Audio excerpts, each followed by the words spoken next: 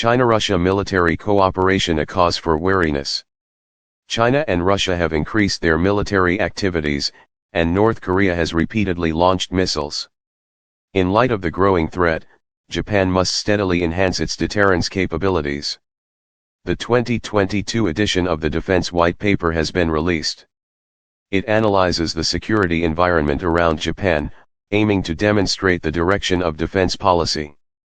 The White Paper condemned Russia's invasion of Ukraine as a serious violation of international law and the UN Charter.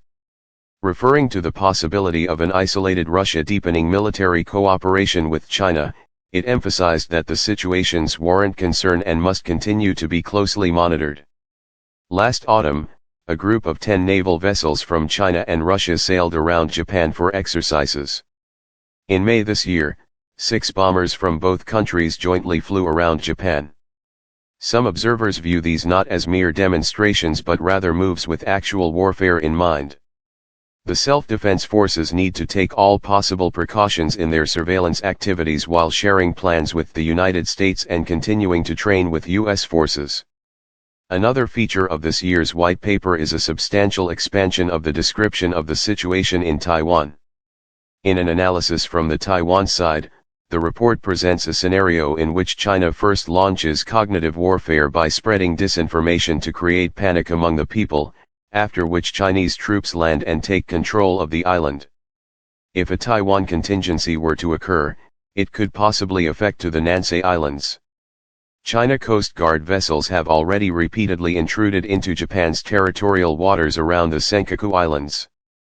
There have also been notable cases of Chinese naval vessels navigating in these waters. It is obvious that China, which claims territorial rights to the Senkaku Islands, is trying to make it a fait accompli. The Japan Coast Guard and the self-defense forces should strengthen their cooperation so that they can respond to all possible situations. The White Paper notes that all options are being considered as we formulate a new national security strategy for measures to deal with new types of missiles developed by China, Russia, and North Korea. In addition to improving conventional interception capabilities, the need to possess counterattack capabilities is taken as a given. The government plans to purchase standoff missiles from the United States and other countries that can be launched from outside the range of an enemy. It is also working on the development of improved domestically produced surface-to-ship guided missiles with a much longer range. A system that can reliably operate these missiles must be established. Enhancing the defense technology foundation is another important theme.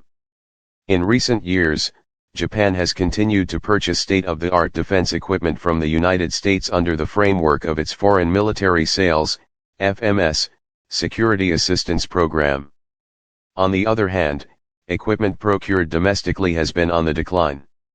If the nation's defense industry tapers off, the number of engineers will dry up, making it impossible to procure and repair equipment. Also, from the viewpoint of fostering the domestic industry, it is important to secure an adequate budget for research and development.